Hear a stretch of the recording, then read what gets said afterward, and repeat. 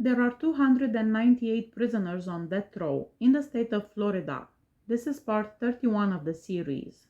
Tavares Wright, 42 years old, 18 years on death row. On Friday, April 21, 2000, Tavares Wright and co-defendant Samuel Pitts murdered David Green and James Felker in a remote orange grove on Barfield Road near Polk City, Florida. The bodies were discovered on Wednesday, April 26, 2000.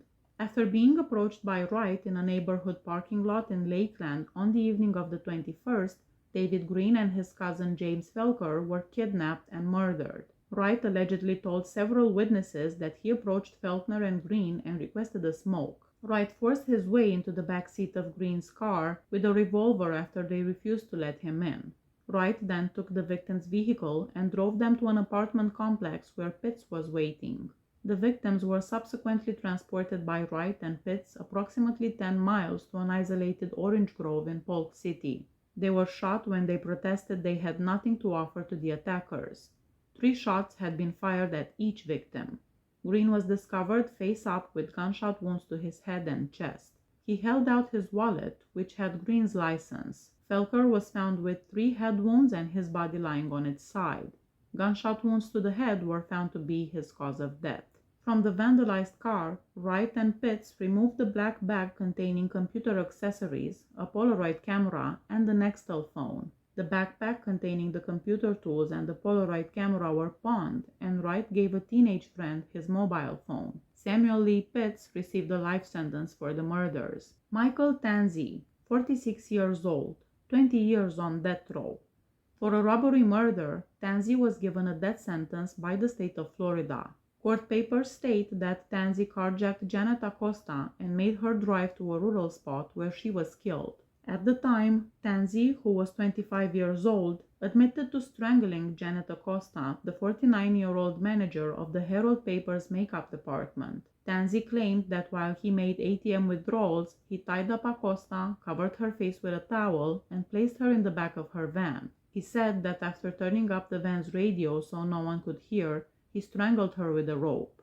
2 days later, in Key West, he was apprehended. Michael Siebert, 55 years old, 20 years on death row. 2 police officers responded to a suicide attempt complaint at Michael Siebert's apartment on March 17, 1998. Officers arrived and knocked on the door. After finally opening the door, Siebert said he was fine and then he closed the door again. Under the belief that there was a life-threatening emergency, the officers pushed their way through the door and demanded entry. Siebert was examined by the officers for weapons and wounds. One of the officers was inspecting Siebert's apartment when he saw a severed foot in the bathtub and shouted to the other officer that a homicide had occurred. Siebert ran off but was stopped in the hallway of the flat after being tackled. When he was booked, the officer noticed his strange conduct and how he appeared to be out of it. The body parts found in Siebert's bathtub belonged to Carole Adrianza. Adrianza had gone out the previous evening to the beach with her boyfriend and never returned home. Gerald Murray, 54 years old, 20 years on death row. On September 15, 1990, at around midnight, James Bubba Fisher dropped up Murray and his buddy Stephen Richard Taylor at the residence of the victim, 59-year-old Alice Vest. Close to where Murray and Taylor had been dropped off, a Ford Ranchero was reported stolen from a home. A passing driver observed the car parked in a driveway close to Vest's mobile home at around 4:30 in the morning. A few blocks from Taylor's home at the time, the Ford Ranchero was discovered abandoned later that day behind a used car lot. Vest's severely beaten body was found in her mobile home's bedroom that same morning on September 15, 1990, by members of the neighborhood where she lived. Vest had allegedly been essayed, strangled, and stabbed around 20 times, according to the medical examiner's evidence. Scotty Allen, 46 years old, 4 years on death row. Florida State Court handed down a death sentence to Allen for killing a prison guard. Scotty Allen strangled his cellmate at the Wakulla Correctional Institute, according to court records. Allen told detectives he wanted the death punishment when he strangled his cellmate to death back in October 2017. He had already been found guilty of assault after strangling a lady to death. He did the same thing to 2 other people as well. Michael Reynolds, 68 years old, 20 years on death row. For a triple homicide, the state of Florida gave Reynolds a death sentence. According to court records, Reynolds killed Danny Privet, Robin Razor, and Christina Razor, who was 11 years old. Shirley Razor, the mother of the victim Robin Razor, traveled to the killing scene on July 22, 1998, to provide supplies that Danny needed there to work on trailers. Shirley arrived at the house and saw Danny on the ground outside. She went to her own trailer on the site to have lunch because she was used to seeing Danny drunk and unconscious. Shirley had just finished her lunch when she decided to visit Danny and Robin in their trailer again and saw that Danny had a hole in his head. She sprinted to a neighbor's house and dialed 911 when she realized he was actually dead. After the firefighters arrived, Shirley went to her daughter's trailer and discovered her daughter Robin and her granddaughter Christina inside, both of whom were dead. Ronnie Williams, 61 years old, 19 years on death row.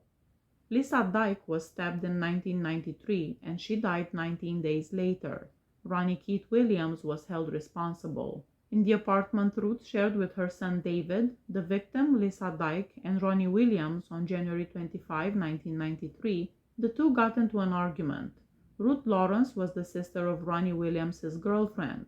Williams' fiancée, Stephanie Lawrence, informed him that he was no longer welcome at either her or her sister's house after the altercation. On January 26, 1993, at around 8:30 a.m., a frightened female caller who identified herself as Lisa Dyke placed an emergency call to 911. The caller was pleading for assistance after being stabbed. The operator initially thought the name Dyke gave her when she asked the victim who had stabbed her sounded like Rodney, but when the audio was played back for her, she realized it was actually Ronnie. Officers Gillespie and Costello were sent by the operator, and they reached Dyke's flat, which she shared with Ruth and David, in under a minute. Dyke opened the door for the officers while still covered in blood from many wounds. At the time of the assault, the woman was more than 7 months pregnant. Officer Gillespie questioned the victim about the assault as paramedics were attending to her. Detective Serrat examined the crime scene and discovered no evidence of forced entry, but he did find blood on the floor, a bloodied knife next to the victim's bed, a dust ruffle, a door, and the bedroom door, which had a fingerprint on it. Serrat gathered bloodied clothing, removing 6 prints from the crime scene, and forwarded them to the lab for identification when Dyke was taken to the hospital. Officer Jones presented Dyke with a photo lineup at the hospital and asked her if she could recognize one of the people in the lineup as the person who attacked her. She identified Ronnie. 2 days later, Jones took pictures of the bite marks she had discovered on the victim's body, and she compared them to Williams' teeth impressions. The forensic dentist determined that the bite marks in the photos matched those from Williams' teeth impressions. According to testimony from fingerprint expert Fred Boy, a fingerprint discovered in a red substance on Ruth's apartment bathroom door matched Williams' left ring finger. Blood samples from apartment clothing were used for DNA testing, and matches to Williams' DNA profile were found in 4 different genetic regions. Lisa Dyke had been stabbed 7 times, 6 of which were between 1/4 and 1/2 inches deep, according to the medical examiner. The left lung of the victim was perforated by the 7th stabbing wound, which was about 4 inches deep. It was determined that Lisa Dyke's multiple stab wounds caused her death on February 14, 1993.